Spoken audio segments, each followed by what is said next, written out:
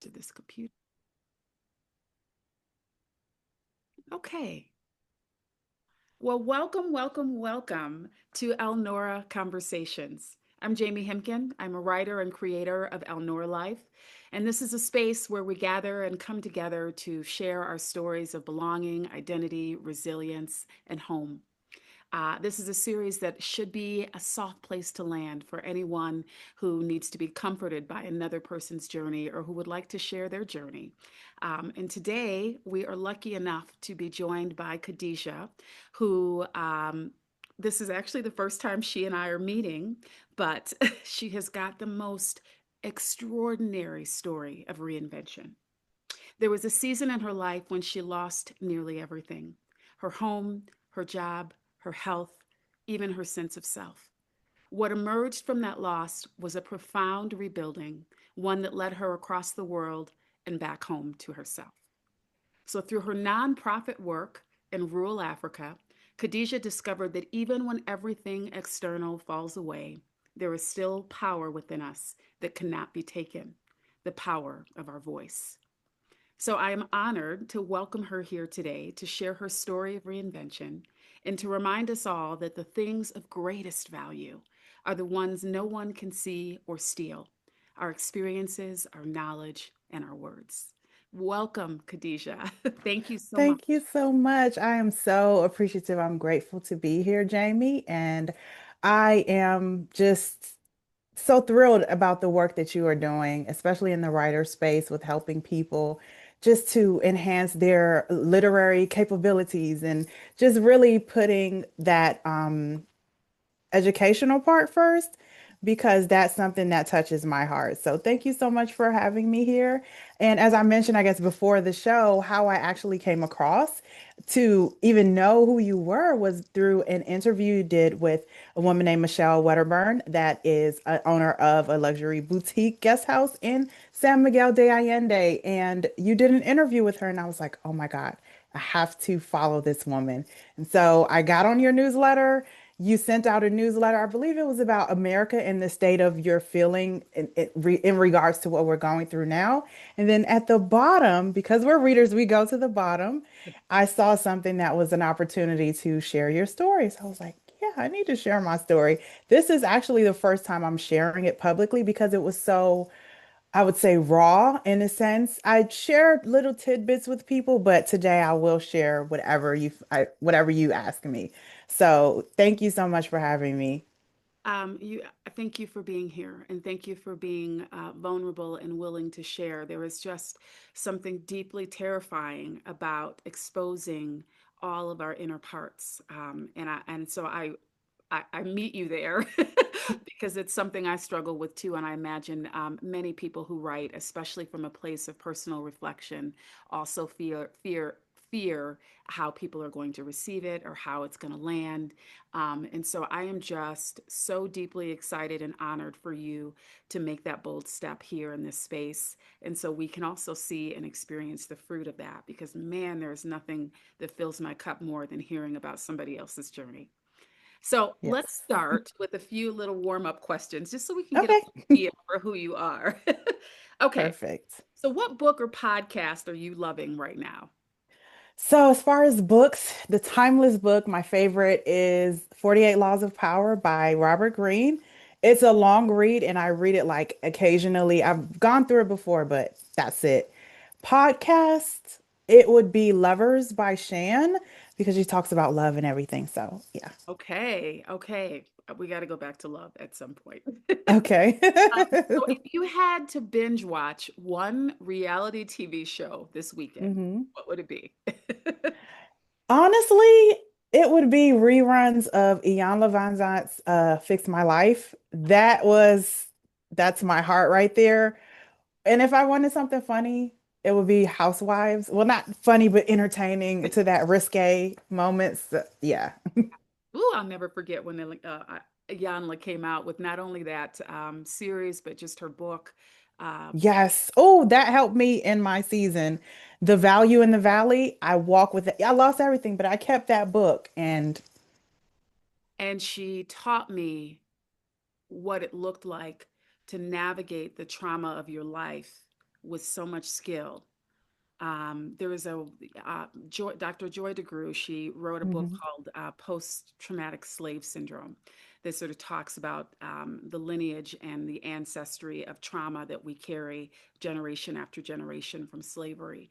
And one of the things she always says is that the single most powerful thing each of us can do for ourselves is to pay attention and carve out a story about our past, Mm. one that hasn't broken us, but one that uplifts us. And that's our choice, right? We can look at the past Yes. and see it as something that deeply hurt and tore us apart, which is always true. But then we can also Mhm. choose to look at it as a catalyst, as an opportunity to grow, and as a space that shaped us to be who we are. So I love that. Okay, celebrity crush, go.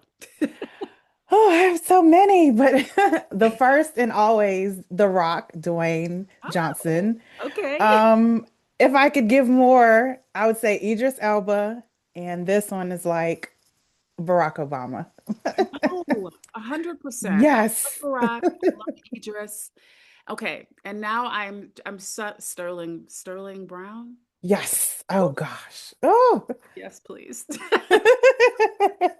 Okay. Okay, Exactly. are you a morning person or are you a night owl? Morning, because I write in the mornings. That's really like something I can do to re-engage myself for the rest of the day to set the tone.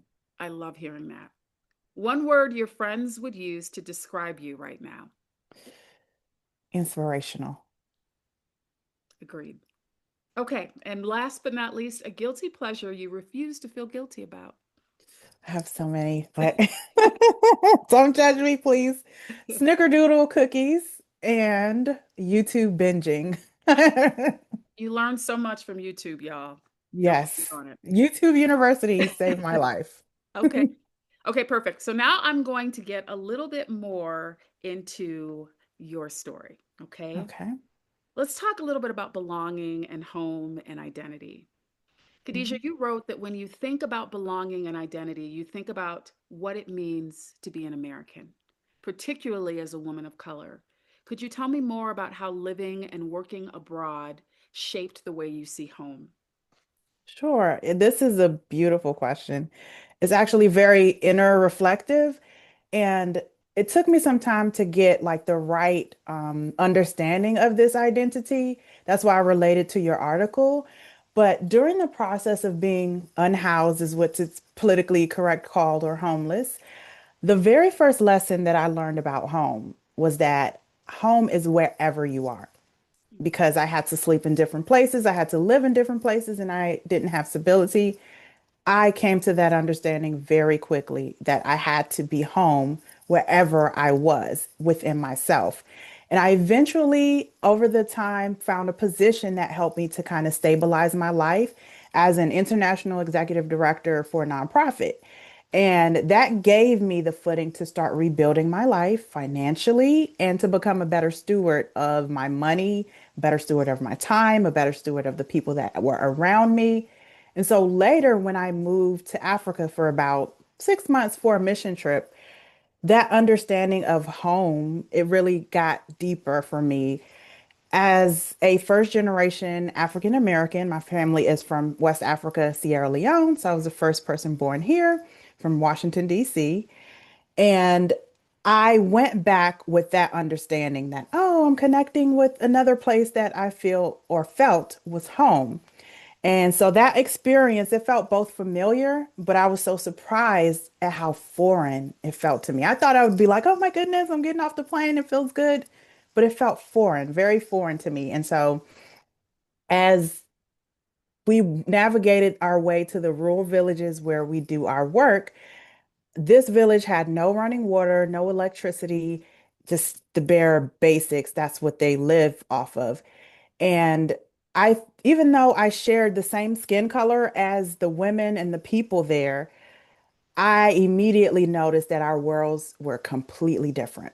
And the biggest challenge I had was the language barrier. But we did come to an understanding as far as universal language. And that was one thing that surprised me as well. There is a universal language that you can go anywhere in the world to and speak to people with. And I guess the three things that I found that I could speak to them with was care. Like they knew that I was there to care for them, care for their children with the programs that we had brought.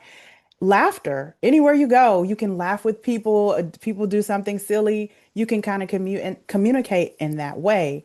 And then also connecting on the impact or the fact of woman. Being a woman is universally the same. We breastfeed, we do all the things, we menstruate, all of these things that women do. So those were the ways that I was able to connect during that time that I spent there. But I also had a deeper understanding that they saw me based upon not by my race like they do in the US, but by my nationality. I was known as the American in that place. And that image, that understanding as a woman of color is what shifted my perspective, specifically on privilege. And I realized what the privilege was that I had over this society that I'd been going into to assist. I also shifted my perspective on identity. Even though this was my home, it's a different element now that I'm consuming. And then also the aspect of belonging. Like even though I was treated with honor and respect, I was treated still as a guest. So they were very distant in some ways, but they often just share the beautiful parts of what they could share with their culture while they were shielding me from like the darker, harsher realities that they live through daily. And even though I could see it, but I couldn't really, and that's what really kind of stuck with me, like the dark parts. I love the beautiful, the beauty and everything, but the dark parts really stuck with me. But all in all, that experience helped me to see belonging in this world differently. It's not just about where you come from. It's about what are you carrying? Are you carrying your home within you?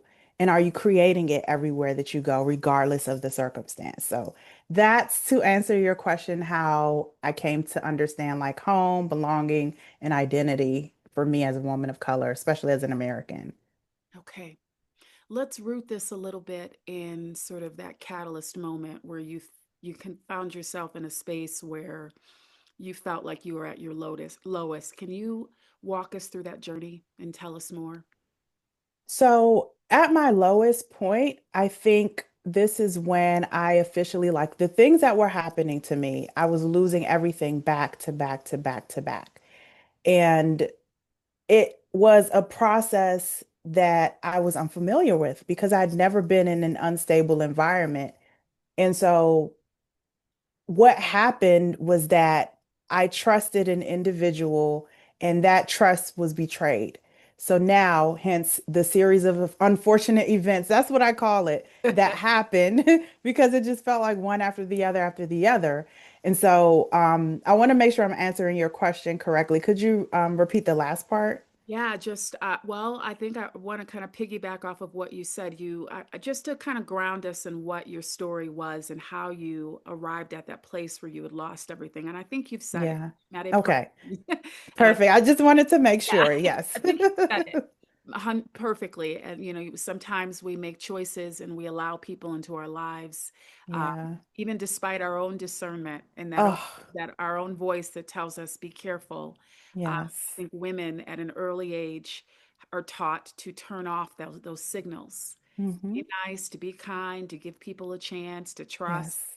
and don't be a Christian on top of it in Exactly. that space where you want to fix and heal and allow Yeah. space for people to be who they are. But sometimes we are the ones who are at risk after it's all said and done with.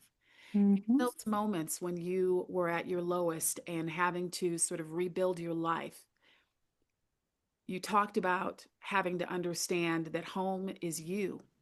Yeah. Home, home is your spirit. Home is Kadijah. Home Hmm. is the person you've created. How on earth did you find the emotional fortitude to get there? What were some of your daily habits and practices that helped you to turn it around? Well, I guess when I lost everything, as I mentioned, my car, my home, my job, my health, even the people that I thought I could depend on, I felt completely powerless. Hence why my favorite book is 48 Laws of Power, because I'm just working through additional, trauma from the residuals of it. And at first, I really hated the idea of having to begin again. I was so uncomfortable with it because I was comfortable and already set in my ways. And I thought that I knew how life was supposed to unfold. I, but in that time, what stuck with me really were my uncle's words to me one time. They came back to me at a moment that was really needed. Years ago, when I came back from college back to DC, he was giving me a ride home, and he told me that they can take everything from you except what's in your head, what's in your mind. And so back then he meant education, but in my season of loss, as I'm going through this traumatic experience, I realized that his message was far deeper than that. It also meant the knowledge that I had, the experience that I had, and just the wisdom of life that I'd already ascertained as far as my journey is concerned, that I'd already been given. And those were the things that I realized that no one could take. And so that's where I realized that was my true wealth. Even though I had lost everything, my bank account, investments, all of that, I realized that that was my divine inheritance. So I started to rebuild my life first by resting. That was the first thing that I could do because I was forced into a state of resting. I was a real estate agent. I had been going and going and going. I invested in a property with someone and it just went. So everything else naturally fell as it went through. And so I began to rest forcefully at first. Like when life tells you to rest, if you don't listen, it's going to push you down. And though at first I wasn't comfortable with resting because I had been conditioned to believe that you can't take a nap during the day, you have to go, you're not going to make any money, so on and so forth. After I worked through that understanding, I then worked on my mindset because I realized I have to work on my mind. I have to rebuild myself in a way that is appropriate for the future that I'm going forward with, even though I have nothing, or technically I feel like I have nothing. That was also the reframing as far as I don't have material things, but I have things within me that will always allow me to get back up and rebuild my life. And so I learned to detach my worth from my circumstance. That was a major shift because being a homeless woman, having to fend for yourself, having to defend yourself, all of the things that come with that experience is something that is very terrifying when you initially go into it. But just like anything else, you get used to creating a routine again. And it's like starting a job on the first day. You know no one, you're going in fresh, and then you're trying to figure things out. And so I took that approach, changed my mindset, detach my worth because feeling like using the word as a homeless woman was very difficult for me, but it was my reality in that moment. And so I use that worth with knowing I have all of this in me, that understanding that I am still worthy, even though I live on the streets, even though I may sleep in the subway, even though I may go through all of these different things. I, as an individual being, am still worthy and I have my worth. Regardless of how people view me externally, it means nothing. And what I would always tell myself is, are they paying your bills? Then they don't have any say so in your life. And so I would start saying things like that to myself. And also remembering my worth through the biggest thing that I realized, and I think a lot of people have this, and I have to always watch myself when it comes to this. My bank account is not tied to my self worth. I would look at my account and be like, "Oh my goodness, this is just like I would feel bad because I got used to checking my account every day because I was in financial services industry. So you check for money every day and now it's like, "Oh my goodness, I've never seen like zeros or negatives or whatever in my bank accounts." And every time I would look at it, I noticed the feeling that I had was I feel less like I don't have any worth. I don't have anything in my account. So I started to work on that mindset. And eventually, as I worked through that aspect, the mindset shift is what really helped. And eventually I found a new position, as I mentioned before, that really helped me to stabilize and it gave me the purpose again because it was doing something outside of myself. I was helping to serve others. And from there, I just learned again how to steward everything, take care with my life, and build a life this time with intention. Mm. So rebuilding wasn't instant. It wasn't like, hey, we're done, we're ready. No, it didn't come like that, but it was a slow process. And I got frustrated at certain points, but it was also a sacred process, I would say, because it was a remembering of who I really was and who I really am. And that's really the kind words that I started speaking to myself is what really helped me. So that's how I kind of navigated through that journey. So inspiring. Thank you for that. Okay, so tell me a bit about this job opportunity that came your way. Did you know it meant leaving the country when you accepted So the job? Tell me with about the opportunities, here's the twist because I'm a serial entrepreneur. This is a family foundation that I started, built from the ground up for my mom. I was able to get funding and everything like that. The knowledge that I had, I couldn't go out and get a job because my credit is screwed and all these different things in the places that I want to work. They do certain checks to make sure that you can, fiduciary responsibility, all of that. And I didn't qualify for any of that. But I always knew how to start a business because I'm a serial entrepreneur and I learned how to create a nonprofit. So once my mom, she'd always been doing charity for her entire life, and she lives with like chronic health conditions as I do. And so I noticed that, and she had just come back from doing a mission trip that she just solo does on her own. So I said, hey, I'm going to help you to establish something that could bring in grants that could help you and go through this process. And in that process, I was able to gain volunteers. I was able to gain a lot of people to help and support nationally and internationally because that's where the work is done primarily. It came through just the aspect of me reconnecting with my mother because I wasn't talking to her at that time. And so I felt like, oh, this is a gift that I could give to her that could also help me because financially, if you're able to get grants and things like that, you're able to pay your employees, all of those things. So I put it together, I structured it properly. We went out on the mission trip. This was our very first in 2019. And that is how I started to rebuild myself through that process. And it was, I would say, the most life-changing thing I've done to this day. it. Okay, so you describe a powerful turning point that came while doing this nonprofit work in Africa. Hmm. Noticing women and girls whose voices were silenced and realizing how often you had silenced your own voice. How did that experience change you, and what did reclaiming your voice look like in practice? Why, and Mm. especially in real time in a country where maybe language might be a barrier. So I would say the truth is the heartbeat of everything that I do, everything I do now. My work always has centered on helping women to reclaim their voices. If we're speaking specifically to the work that we've done with the women that are in Africa, in the region of sub-Saharan Africa, we were in Guinea, specifically West Africa, in a village called Fatima. And they have a chief and elders and all of those things that you would think like, oh my goodness, it's fascinating. They have all of that. And so when we brought the program in, we go to the head and the elder, which is the chief, to ask for permission to do any type of programming. And he was just, of course, yes, of course, a lot of different organizations come through these areas like Child Fund and all these other places. They give them water wells and all these other things. So what we brought, we built a center of excellence. And in that center of excellence, the one thing that I knew that would be helpful and supportive to that community to help them with, their development was not only a center, which is like a rec center, but an after school program, because that was something that had helped me immensely. And in that after school program, because I'm focused primarily on women, but of course I focus on all children and everything. I would help them through understanding that the realities that they see now doesn't have to be the final point, right?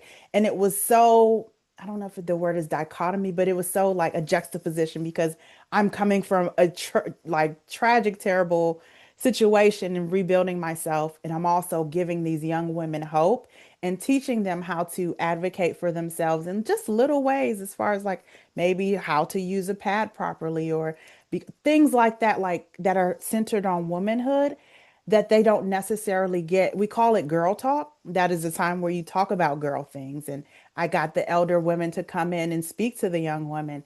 And it's a lot that goes on as far as in a place that you've never been and in their communities, there's a lot of different cultural differences, I would say, that I had to adjust to. But in terms of ensuring that their voices are being heard, the programs that we do with them, as far as the health programs with women that are giving birth, as far as the after school programs, all these little activities, as far as employing them to work to feed the children, all of those things we see it as ways to empower the women so that the village is very small. And if they see women doing things that are progressive for their lives, they can pass that message on to the other women in the village. So those were just some of the ways. I hope that answers your question, that I tried to do it in that specific setting. So, and you talked a little bit about that sort of, like you said, the juxtaposition, right? That sort of eerie line between your loss that you had experienced and the survival story that you had experienced in real time. Yes. Also, watching the survival experience of these women that you're sharing and giving to, right? And serving. Mhm. So you itemized a bit the gifts and the opportunities that you granted this village and the women and children of this village. Speak to me for a moment about the gifts that they provided for you. Oh, that is a powerful question because I think about that a lot. There are a lot of life lessons that I learned in that journey, navigating there because it wasn't an easy road. And I guess I will share a story about what probably was the most powerful lesson that I learned there. Um, we travel, as I said, to enhance the quality of life for women and children. And I witnessed something there that changed me forever. It was a pregnant teenage girl. She had been in labor for hours and she was in a rural village clinic. She had traveled for miles just to get to this main center clinic on the back of a motorbike while in labor, going through like a treacherous jungle terrain and everything. Like for us to even get there, one of our tires blew out. That's how like rugged the roads are. And so I was just fascinated to hear her story. And she traveled so far, and when she arrived, there was no proper bed, there was no medicine, there was no level of comfort for her, just a dusty concrete floor. And she was in unbearable pain and naturally giving childbirth. So it was the first time in my life that I had ever witnessed a woman giving birth. And so I will never forget this. And during that process, some of the women in the room were kind to her, but others, women who call themselves doulas, they use their voices to shame and scold her during that process. And once the translator explained everything to me that they were saying, I just remember thinking, like, she is birthing life itself, right? The most momentous thing you could possibly do. And even now, she's not even honored for her sacred contribution. And then when her baby arrived, his first breath, right? His first cry, the very first act of his life was to what? Use his voice. So these themes of voice were coming into me and really helping me to see the way forward as far as the lessons that I'm learning. That moment stayed with me and it made me reflect deeply on how we use our voices and how we can use our voices sometimes to silence others and how the absence of compassion really echoes louder than anything else you could do. The women that were silent is what stuck with me because they were afraid of the women that were bullying because she was a teenage girl giving birth. God knows what all they were saying. The translator only gave me a little bit, and I was just like, oh my goodness. This is a problem about words. This is a problem about how we speak to one another. She deserves comfort and she needs that in this moment of any time. And that's when I realized like this, when I left Africa on the plane, I was just thinking like, oh my goodness, this is a calling for me, right? I was already fulfilled by going out there and helping, but I started to understand that this was a calling for me. It became like a turning point in my journey.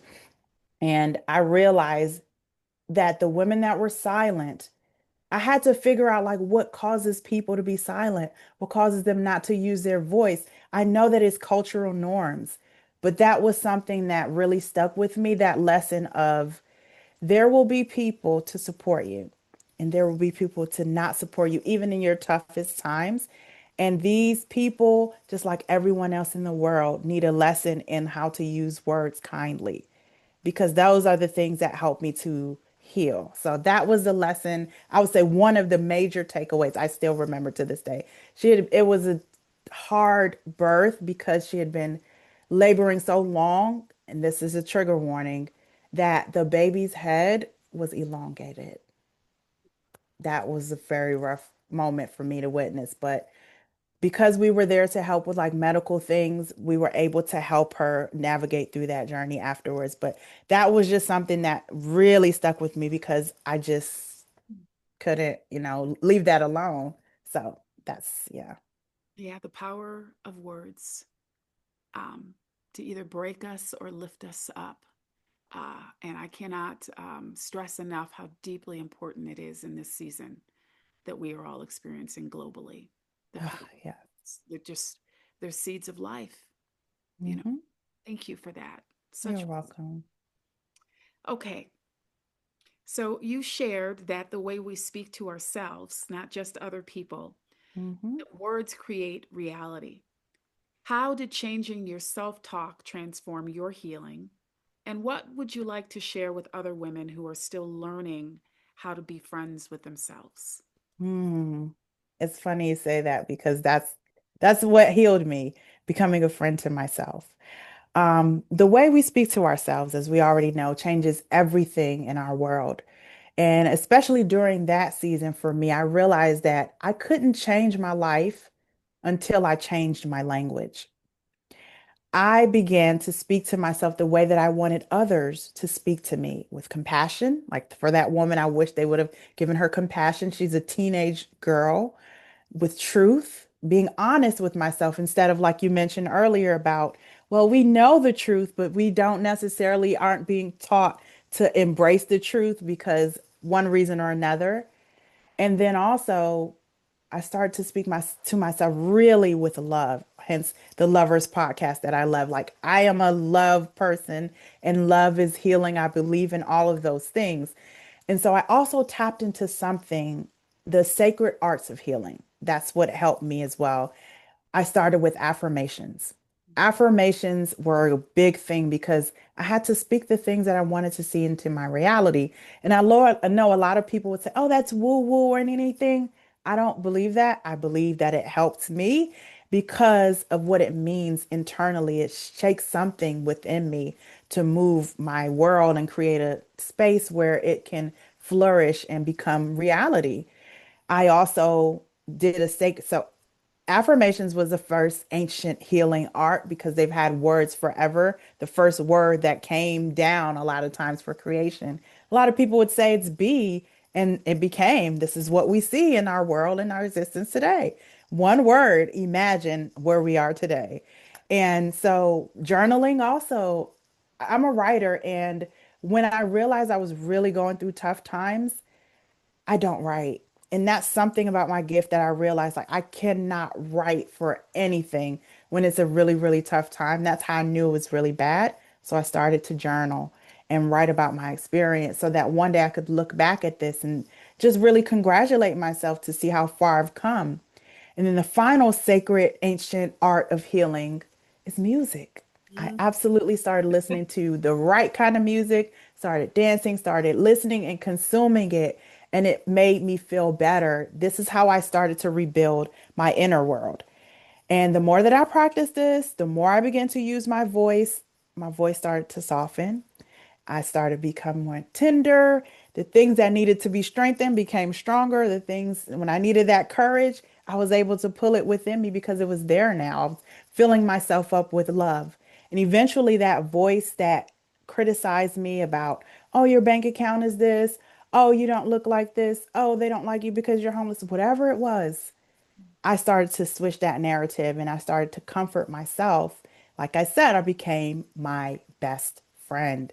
And so I know that for anyone who is struggling with this, for women, I know you ask what they could possibly do, use those tools, the affirmations, the journaling, and music to help you, writing and create, use those words because affirmations are words, journaling are words, and is words as well, and rhythms and frequencies. All of those words are what healed me. Yeah, frequency is healing. Yes. Love what you said about, biblically we taught, the story goes that these are the first words of God is I am that I am. Yep. And as an English teacher, this is always a critical moment in the classroom when we're talking about be verbs. And and everybody Mm. coming, oh, we're going to talk about be verbs today. And I'm always like, no, no, no, no, no. I need you to just take a minute and understand the power of the simple sentence, I am. Mhm. It is a declaration of your right to breathe and to take up space in this world and to do nothing more than that. It is enough to just be. Yes. And when I think about affirmations that have worked for me in the past, after getting through a divorce after 23 years of marriage, one of the things that I did was I created an entire list of I ams. Mm. I am beautiful. I'm intelligent. I am sacred. I am worthy of love. And then I took it a step further and I did a voice memo and I recorded them all. And so every time I was feeling broken Mm. or had forgotten about how powerful I am, I would Yes. listen to that recording and it would just fill my cup and give me all the peace I needed. I just really deeply appreciate that. And music too. So you'll have to share some playlists with me. Will do. Some stuff. There's a woman, you probably have heard of her name, Tony Jones. She does affirmation music. Oh, I will send her over. Yes, And I'll put it as those a words. link here for the video if anybody would like to grab it. Yes, that is, her words are very healing, therapeutic, and she just uses affirmations throughout the entire song, but she puts it on the music so that it has a frequency and all of these things that needs to really resonate and heal within us. Because going through traumatic things, and I will say this one thing, just because I look put together now, it doesn't mean that everything that I've gone through, I'm still resolved with. I'm still, going through. That's life. Healing isn't linear, right? It takes sometimes you're good and you're happy, and other times something may trigger you and you're like, okay, let's work through this. I need to rest or whatever it is that you require to get through that day. So it is not a journey. Even though it happened years ago, it's still the effects of things that happen can last for a lifetime for some, for a longer period of time, however it is, just like your moments of having to rebuild as well and re-identifying who you are from moving from a wife to now a different position and all of these different things. And I did remember your story when you told it on the interview as well. I thought it was just so inspiring with your sabbatical, that needed rest that you took and the place that you chose to rest specifically because it's a healing environment.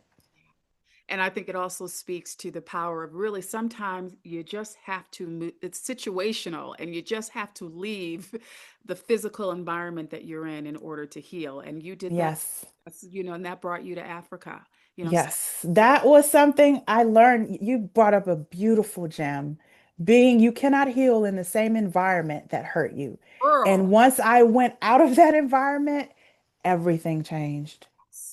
Even if you come back to it as I've come back to it, but I come back to it as a different individual, not vibrating on that frequency that I was before, completely in a different in understanding of life with a different perspective, an and appreciation for it. So yeah. yes, and sometimes this is what I really deeply appreciate about Michelle Wedderburn, Tracy Collins. There's so many Hmm. people in San Miguel and in the Black expat community, Yes. Stephanie Perry, um, Hmm.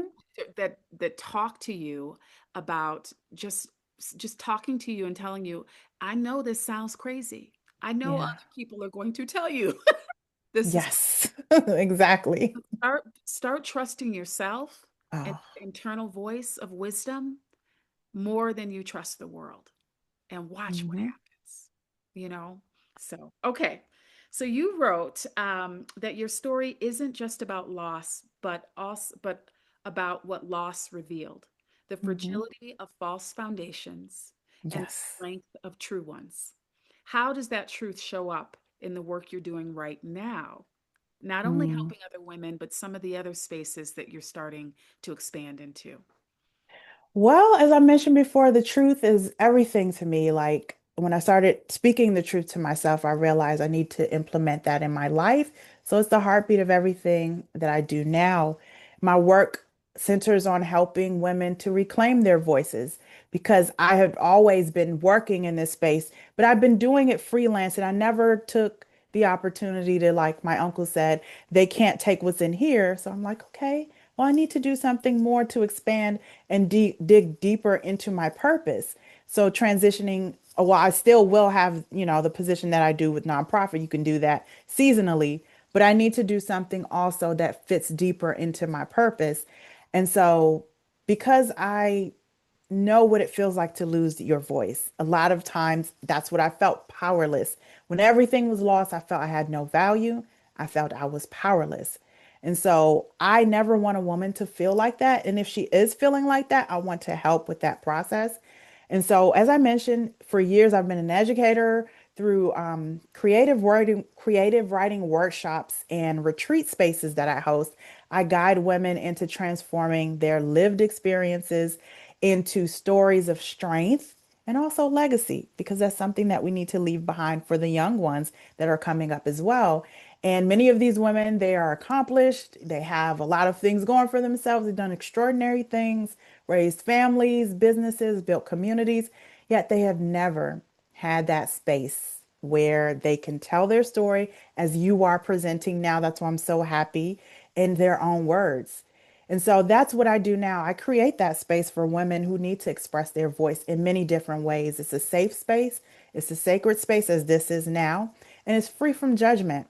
And this is a place where women can finally breathe and kind of be heard, because that's another thing that I faced as a woman of color in that village as well. The patriarchy system is very intense. It's even more than America. And anytime I would express certain things, that if they agreed, cool. If they did not agree, it was like the man's rule. This is what it is. And so I never want a woman to feel like because you are a woman, you are less than and no one can listen to you.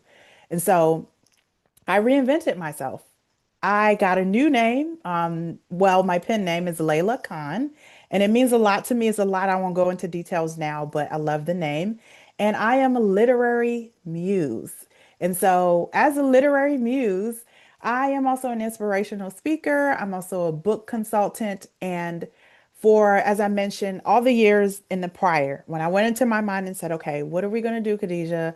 Where are we going to pull from to do things? I thought about my experience and over like 15 years now, teaching that writing, creative writing in genres ranging from poetry and song lyrics to powerful speeches and also the timeless art of storytelling, which I love, love, love, love, love. And so now I create those inspiring sanctuary spaces designed to really uplift voices of women of color specifically, because I believe representation matters and every story deserves its place in this world. So my mission is very simple. I am looking to inspire one memoir, one woman at a time, because people have to start telling their life stories. And I am here to help facilitate that process as a doula or whatever you want to call it. We have to get women telling their stories because you never know who it could heal. I used to think when I speak, oh, nobody's really hearing. And then when I started doing speeches, and then I would get the feedback from people. They're like, oh my goodness, this part of the story really touched me. I'm like, it's my life, so I'm kind of desensitized to it. But then I have to remember, like, my story is not just for me. Once I'm able to get out of the tenderness of it, I can start sharing little tidbits with other people to help them heal as well. So that is really what I do now. I do help women with memoirs, book consulting, and retreat spaces, as far as that's the thing that I'm doing at the present moment. And so I can tell you a little bit later about, the things that I have coming up. But yes, I wanted to kind of stop there. I think that's actually this is a great time to kind of talk it through. Okay. Is, you know, No problem. right now, Perfect. tell me more about, yes, go ahead. Okay. So I am looking to transition to the country of Mexico. And I am looking to transition to a beautiful place that inspires me, that has creativity like in its lifeblood in the people. And that place that I'm looking to move to is San Miguel de Allende, Mexico, which you are familiar with. And if the listeners are hearing this, they also may be familiar with, if not, is in the Central Highlands of Mexico. And in that place, I will be hosting two retreats, potential retreats, I would say. The first retreat option would be in February, where I will be hosting. There is a San Miguel's Writers Conference, and it's a literary festival. My favorite author will be there, Chimamanda Ngozi Adichie, and she'll be giving a keynote. And there will be so many other authors, workshops, and everything. So I'll be putting together something that will be out next week where you could meet me in San Miguel so that we can attend the conference together. When I was speaking to the organizer, she said, "Oh my goodness, this is a great idea because when I came to this festival the first time, I wish I would have had a group to go with so that it would make my experience a lot better." So that's what I'll be doing in February. The week is the 9th through, I don't know the exact date, but the week of February 9th, I know that's when the festival will be. And I'll be staying at a luxury boutique guest house by a woman of color. Her name is Michelle Waterburn. She has a beautiful home and she has established her place for many years now, and her business is very wonderful. Everyone raves about it. And so I'll be staying there. And the people and the women who will be coming, if you would love to stay there, I would appreciate it because we could all support our women friends out here. And also, we'll be going to the retreat together. So we'll have like lunches together in the middle and everything else, and welcome dinner, closing dinner, all of the work. So that will be my first retreat. And then the final retreat will be in November, which is around my birthday month, which I'm so excited for. It's also a luxury retreat, also hosted at Casa Elm. And this retreat focuses on, it's a writer's retreat. So it's focused specifically on the art of voice. So we'll be doing the art of voice masterclass so that you can learn different ways to use your voice. And also we'll be doing very, very upscale luxury things and going out and getting to know the city that we are in, and also bringing your writing creativity to the forefront. My website, if you're interested, at a lovelyinspiration.com. That is the name of my business. I love to be a lovely inspiration. That's why I chose it, the name. So, lovelyinspiration.com. Love this. Yes, shout out to that writers conference. It's going to be, I think, Yes, um, the week of Valentine's Day in San Miguel. And I I believe so. Yes. with the conference team. Mhm. I will see you there as well. And Yay! the lineup is spectacular. And the people Yes. that not only organize it but attend are also spectacular. It is an event not to be missed. And I would also give a shout out to folks who might be a little scared or intimidated by the Mhm. idea of being a writer. It's also a literary conference. And so if you just love to read and just want to be in a space Yes. with other people who love to read and love stories, it's a safe place to land, and it's a great start, not only to experience San Miguel, but to experience writing and literature. So we will put Kadijah's information in the link. So Kadijah, Yes. I just want to thank you so much for Mhm. what I am taking Oh, away from our conversation today is that reinvention doesn't begin with gaining something new. It begins with remembering what was always here. Your story is such a powerful reminder that our words are not small and that how we speak to ourselves and to others can change everything. So I just want to thank you today for reminding us all that a voice is not just a tool, but a home, a place where we can return to when everything else falls away. So this has been Elnora Life, and I just thank you for joining us today. And you can find all the details that we've spoken about at the bottom of this post. Please, please, please reach out to Kadijah so she can help you on your writing journey. You have a great day.